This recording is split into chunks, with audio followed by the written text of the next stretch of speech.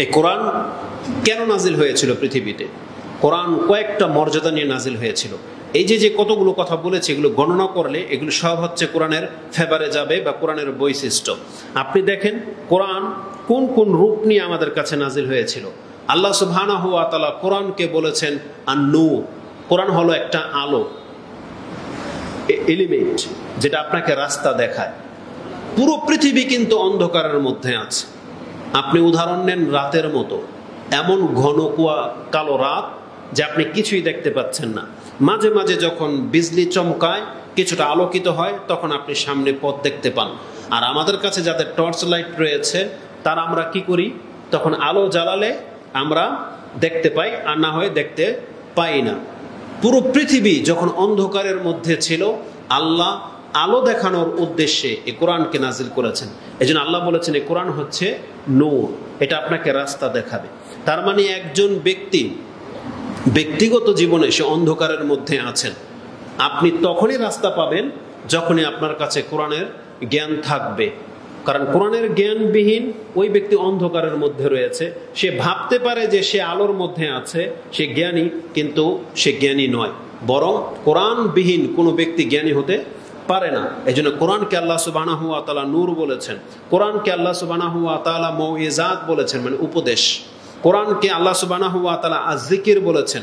জিকির উপদেশের অর্থেও হয়, আর জিকির মানে হচ্ছে আল্লাহকে স্মরণ করার সবচেয়ে উত্তম পন্থা। জিকির মানে আল্লাহকে স্মরণ করার সবচেয়ে উত্তম পন্থা, এটা হচ্ছে কোরআন। কোরআনকে আল্লাহ বলেছেন উপদেশ, মৌইজাত, যেমনটা বলেছেন কোরআনে। মানে আপনি যদি উপদেশ নিতে চান তাহলে কোরআন থেকে সবচেয়ে উত্তম উপদেশ আপনি গ্রহণ করতে পারেন।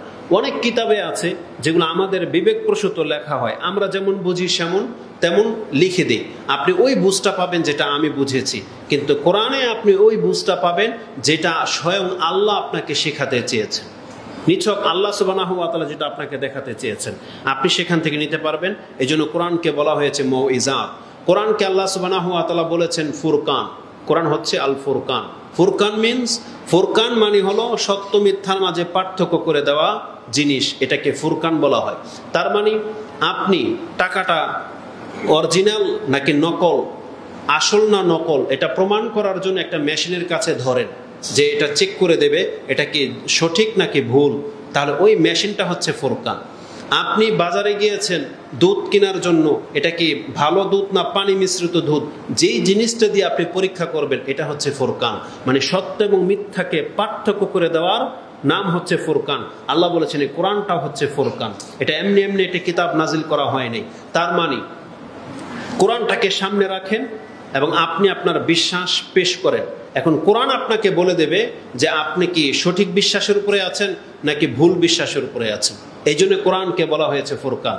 পুরো বাংলার জমিন থেকে যেখান থেকে আপনি আকীদা পাচ্ছেন, যে কোনো হুজুরের বক্তব্য আপনি সামনে নিয়ে আসেন, নিয়ে এসে কোরআনের উপরে ছেড়ে দেন, ফিট করেন কোরআন দিয়ে, আপনি স্পষ্ট হয়ে যাবে এই বক্তব্য কি সঠিক না এই বক্তব্য বাতিল, এটা প্রমাণ করে দেবে এই কোরআন। যেমন বাংলার জমিনে হাজারো বক্তা বক্তব্য করে রাসূলুল্লাহ সাল্লাল্লাহু আলাইহি সাল্লাম আমাদের মতো মানুষ নন, সাধারণ মানুষ নন, তিনি হচ্ছেন নূরের তৈরি। আপনি কোরআনে ফিরে আসেন, দেখতে পাবেন কোরআন এই কথাকে ছুঁড়ে ফেলে দিয়েছে, কোনো পাত্তা পাবেন এই কোরআন। যারা বলে যে আল্লাহর ওলিরা গায়েব জানে, আপনি কোরআনের কাছে ফিরে আসেন, পেশ করে দেন কোরআনের কাছে, কোরআন বলবে এটা বাতিল কথা। হক হলো আল্লাহ ছাড়া সত্যিকার অর্থে কেউ গায়েবের মালিক নন। তারা আপনাকে বিভিন্নভাবে বোঝায় যে রাসূলুল্লাহ সাল্লাল্লাহু আলাইহি ওয়াসাল্লাম গায়েব জানে না, ওহাবীরা বলে যে রাসূল গায়েব জানে না। তো পুরো কোরআনটাই তো গায়েব, সূরা ফাতিহা থেকে নাস পর্যন্ত পুরো কোরআনটাই তো গায়েব। তো এটা রাসূল সাল্লাল্লাহু কে তো জানানো হয়েছে, আবার জানে না কিভাবে? কথাটাকে কিভাবে ঘুরায় দেখেন। রাসূলুল্লাহ সাল্লাল্লাহু আলাইহি ওয়াসাল্লাম গায়েব জানে না, আরেক হলো তাকে জানানো হয়, এই দুই কথার মধ্যে পার্থক্য নাই। কিন্তু সে বলতেছে জানানো তো হয়, তাহলে তো হয়ে গেল জানা। তো জানানো হলে আর নিজে থেকে জানা এক কথা তো নয়, বরং তারা যেই কথাটা বলে, যে দলিলটা দিয়েছে চমৎকার দলিল, যে সূরা ফাতিহা থেকে নাস পর্যন্ত পুরো আয়াতগুলোই তো গায়েব, আর রাসূল তো গায়েব তো জানলেন, আল্লাহ তো তাকে জানাচ্ছেন। আমাদের জন্য এটাই চমৎকার দলিল। সূরা ফাতিহা থেকে নাস পর্যন্ত পুরোটাই গায়েব, যদি এটা আপনি মেনে থাকেন তাহলে আলহামদুলিল্লাহ, কথা স্পষ্ট। আপনি বলেন তো মুহাম্মদুর রাসূলুল্লাহ সাল্লাল্লাহু আলাইহি ওয়াসাল্লামের কি ক্ষমতা ছিল যে তিনি চোখ বন্ধ করে লৌহে মাহফুজের এই কোরআনটা কি আছে ইনি জেনে গেছেন? বরং আল্লাহ তাকে জানানোর পরেই তিনি জানতে পেরেছেন, আল্লাহ তাকে জানিয়েছেন। আর আল্লাহ এই কথাটাই বলেছেন যে কোনো ব্যক্তি নিজে থেকে কোনো কিছু গায়েব জেনে নেবে, এটা কোনো ব্যক্তির মধ্যে ক্ষমতা নাই, এটা একমাত্র আল্লাহ সুবহানাহু ওয়া তাআলার ক্ষমতাধীন। তাহলে কোরআন স্পষ্ট ভাষায় বলছে যে আল্লাহ ছাড়া কেউ গায়েবের খবর রাখে না, আর আল্লাহর রাসূলদেরকে আল্লাহ কিছু না কিছু গায়েব জানান, যতটা আল্লাহ চেয়েছেন ততটা। রাসূলুল্লাহ সাল্লাল্লাহু আলাইহি ওয়াসাল্লামকে কবরে, 2 কবরে শাস্তি হচ্ছে এটা জানানো হয়েছিল, কিন্তু তাকে যখন জিজ্ঞেস করা হয়েছে কিয়ামত কবে হবে, রাসূল বলছেন এই জ্ঞান আমাকে দেওয়া হয় নাই, এই জ্ঞান একমাত্র আল্লাহর কাছে আছে। তাহলে গায়েব যদি জেনেই নিতেন, তিনি রাসূলুল্লাহ সাল্লাল্লাহু আলাইহি ওয়াসাল্লাম আমাদেরকে রমজান মাসের 10 রাত জেগে ইবাদত করতে কেন বললেন? রাসূল গায়েব থেকে কদর রাতটা আমাদেরকে জানাই দিলেই পারতেন, ঝামেলায় মিটে যেত। কি মনে করেন? তাহলে গায়েব, আমরা যেই সেন্সে বলতেছি যে রাসূল গায়েব জানে না, এরা আপনাদেরকে উল্টা বোঝায়। আমরা কোন এক বক্তব্যে বলেছিলাম, এই নির্বুধরা বলে যে আমাদের নবী তো দূরের কথা, কুত্তাও গায়েব জানে। এরা দলিল দেয় আপনাকে, এরা বলে কুকুরও নাকি গায়েব জানে। কি মনে করে? তা আমরা এর পাল্টা জবাব বলেছিলাম, হ্যাঁ, কুকুর যদি গায়েব জানে এই কথার দাবি করো, ওই গায়েব আমরাও জানি। কেমন? কুকুর যদি নাসিকা শক্তি দিয়ে শুঙ্ঘে বলে দিতে পারে যে অপরাধী এই রোডে গেছে, এই ব্যাগের ভিতরে অবৈধ জিনিস আছে, যেটা কুকুর বুঝতে পারে, কারণ আর্মস, হেরোইন, আফিম এগুলোর গন্ধ কুকুরকে শোঙানো হয়, আর কুকুর বলে দিতে পারবে যা শুনবে ও তাই এখান থেকে বের করে দেবে। আপনি মিষ্টি শোঙান, তাহলে এই ব্যাগের ভিতরে মিষ্টি থাকলে কুকুর বের করে দিতে পারবে যে এটার মধ্যে আছে, কারণ নাসিকা শক্তি এতটা পাওয়ারফুল। যেমন আমাদের রয়েছে, আপনি রাস্তা দিয়ে হাঁটতেছেন, পাশের বাড়ি থেকে বিরিয়ানির গ্রান ভেসে আসতেছে, আপনি বলতেছেন এই বাসা আজকে বিরিয়ানি পাক করছে, আপনি কেমনে জানলেন? তাহলে আমি যদি জানি, আপনি যদি বিশ্বাস করে নেন, তার মানে আমি গায়েবের খবর জানি। কারণ আমি আর আপনি তো দেখি নাই, দুইজনে তো পথ চলতেছিলাম, কিন্তু আমি তো আপনাকে বলে দিলাম যে এই বাড়িতে আপনি খোঁজ নেন, বিরিয়ানি পাক করেছে, আপনি গিয়ে পাবেন। কেন, কিভাবে বুঝতে পারলাম? গন্ধ, ওই বিরিয়ানির গন্ধটা আমার জানা আছে যে এখান থেকে ভেসে আসতেছে। বিভিন্ন বিস্কিট ফ্যাক্টরির পাশ দিয়ে যখন আপনি জানবেন এলাচির বিভিন্ন সেন্ট, পারফিউমের গন্ধ ভেসে আসে, আপনি তখন বলতে পারেন যে এখানে নিশ্চয়ই কিছু একটা আছে। তাহলে কুকুর এইভাবে বোঝে। এটা কি গায়েব জানা হলো? এটা গায়েব জানা নয়। বরং আপনার নাক যদি বন্ধ থাকে, যাদের সর্দি লেগেছে, তারা কি বলতে পারবে যে পাশের বাড়িতে বিরিয়ানি পাক করতেছে? বলতে পারবে না। তো ধোঁকা খেয়েন না। কোরআন সুন্নাহ দিয়ে যারা বুঝায় তাদের কথাগুলোকে গ্রহণ করার চেষ্টা করেন। তা আপনি কোরআনের কাছে ফিরে আসেন। কোরআনের নাম কি বললাম? ফুরকান। কোরআনকে আল্লাহ সুবহানাহু ওয়া তাআলা বলেছেন মিজান। কোরআন হলো মিজান। মিজান মানে কি? পাল্লা দিয়ে আপনি কি করেন? এই 2 প্রান্ত এক সমান আছে কিনা, এটা দিয়ে মিজান দিয়ে মাপা হয়। যে আপনি যে ওজনের বাটখেরা লাগিয়েছেন তার সমপরিমাণ সদাই আপনাকে দিচ্ছে কিনা, এটাকে অ্যাডজাস্ট করাটাকে, এটাকে বলা হয় আদল। আদল মানে হচ্ছে মিজান, জাস্টিস করা। কোরআন আপনাকে বুঝাবে কার সাথে কতটা সম্পর্ক, কেমন হলে কতটা সম্পর্ক রাখতে পারবেন, এটা কোরআন আপনাকে বুঝাবে। কার সাথে অন্তরঙ্গ বন্ধুত্ব চলবে, কাকে আপনাকে ছুঁড়ে ফেলে দিতে হবে, কোন সোসাইটি আপনাকে গ্রহণ করতে হবে, রক্তের জন্ম বাপমার সাথে কতটা ইনসাফপূর্ণ কাজ করতে হবে, আর যদি বাপমা ইসলাম গ্রহণ না করে তার কতটা কথা গ্রহণ করা যাবে, এগুলো সব শিখাবে আপনাকে কোরআন।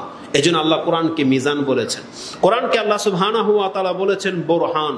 বোরহান মানে কি? ওটা অকাট্য দলিল।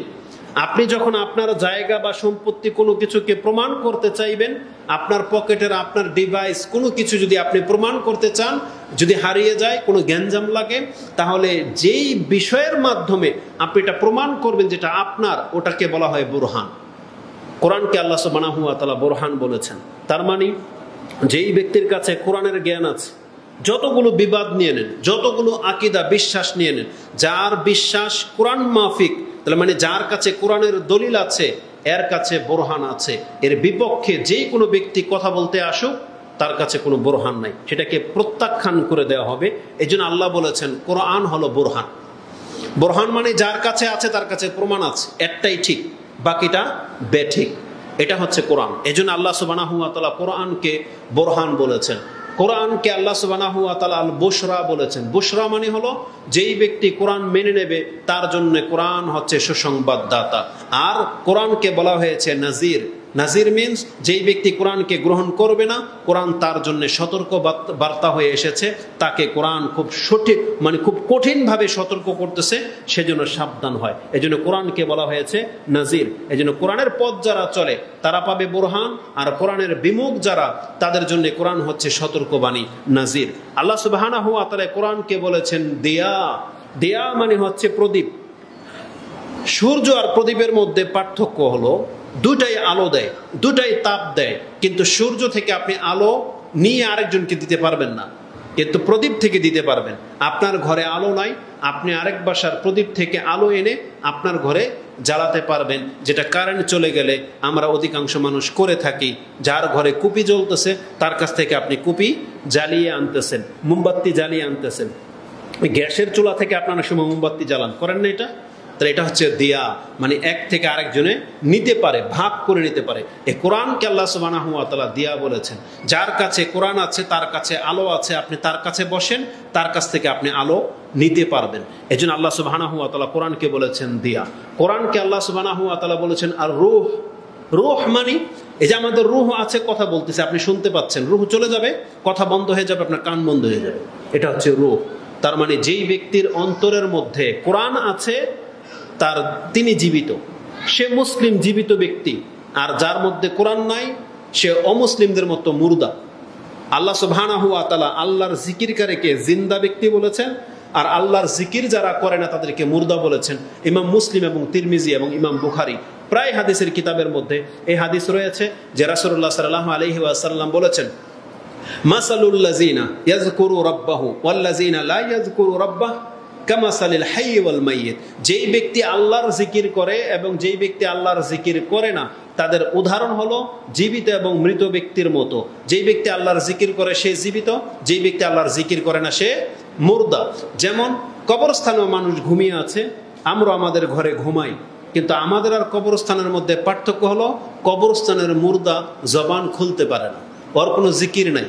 কিন্তু আপনিও যদি ঘরে শুয়ে থাকেন আর শোয়ার সময় আল্লাহর নাম না নেন, তাহলে আপনার অবস্থা ওই মুর্দার মতোই, যে মুর্দা পড়ে আছে, সেন্স নাই, আপনিও ঠিক তাই। এই জন্য ইমাম মুসলিম রাহমাহুল্লাহ যে হাদিস কোট করেছেন, তিনি বলেছিলেন যেই ঘরে আল্লাহর জিকির হয় এবং যেই ঘরে আল্লাহর জিকির হয় না, তাদের উভয়ের উদাহরণ হলো ওই জীবিত এবং মৃতর মতো, ঘর এবং কবরস্থানের মতো। অতএব আপনি যদি জীবিত হন তার মানে মুসলিম। আপনি জীবিত মানে আপনার সাথে আল্লাহর রবের সম্পর্ক আছে, রবের নাম আপনাকে জপতে হবে, তাহলে প্রমাণ হবে আপনি জীবিত, আর না হলে আপনাকে মুর্দা করে দেওয়া হবে। এই জন্য আল্লাহ সুবহানাহু ওয়া তাআলা যখন কোরআন নাজিল করেছিলেন তখন আরব মুশরিকদেরকে বলেছিলেন যে তোমাদেরকে আমি মৃত অবস্থায় পেয়েছি, আমি তোমাদেরকে জীবিত করেছি। তার মানে তাদের প্রাণ ছিল, কিন্তু ওই প্রাণ ছিল যেই প্রাণের কোনো মূল্য নাই, একটা মুর্দার যেমন মূল্য তেমন। আল্লাহ সুবহানাহু ওয়া তাআলা রাসূলুল্লাহ সাল্লাল্লাহু আলাইহি ওয়াসাল্লামের মাধ্যমে এই কোরআন নাজিল করে দিয়ে আল্লাহ বলেছেন আমি যেন তোমাদেরকে রূহ ফুঁকে দিলাম, এখন তোমরা বুঝতে পারবে যে প্রকৃত অর্থে জীবন কি জিনিস। এজন্য আল্লাহ সুবহানাহু ওয়া তাআলা কোরআনকে রূহ বলেছেন। এটা হচ্ছে কোরআন। এই কোরআন আল্লাহ সুবহানাহু ওয়া তাআলার পক্ষ থেকে নাজিল হয়েছে হাবলুল্লাহ, একটা রশি রূপে, একটা হাতল রূপে। কেমন হাতল সেটার উদাহরণ আমরা আপনাকে দেব। এটা হচ্ছে হাতল ওই ব্যক্তির প্রয়োজন হয় যেই ব্যক্তি নিজে এখন ডুবে যাচ্ছে, যেই ব্যক্তি পানিতে বা চোরা বালুতে ডুবে যাচ্ছে, তার বাঁচার একটাই পথ, যদি উপর থেকে কেউ তাকে একটা হাতল বা একটা ধরার মতো কিছু লটকিয়ে দেয়। আল্লাহ সুবহানাহু ওয়া তাআলা কোরআনকে বলেছেন হাবলুল্লাহ। এই কোরআন হচ্ছে আল্লাহর একটা নাজিলকৃত রশি, নাজিলকৃত রজ্জু, যেটা আল্লাহ উপর থেকে লটকিয়ে দিয়েছেন। যেই ব্যক্তি ধরবে সেই ব্যক্তি নাজাত পেয়ে যাবে ইনশাআল্লাহ। সেই উদাহরণ আমরা দেব। তো কোরআনের 23 নম্বর পয়েন্টে এসে আমরা বললাম এই কোরআন হচ্ছে হাবলুল্লাহ। এই কোরআন আমাদের কাছে কি নিয়ে এসেছে, কোরআন পড়লে, কোরআন গ্রহণ করলে আপনি কি পাবেন,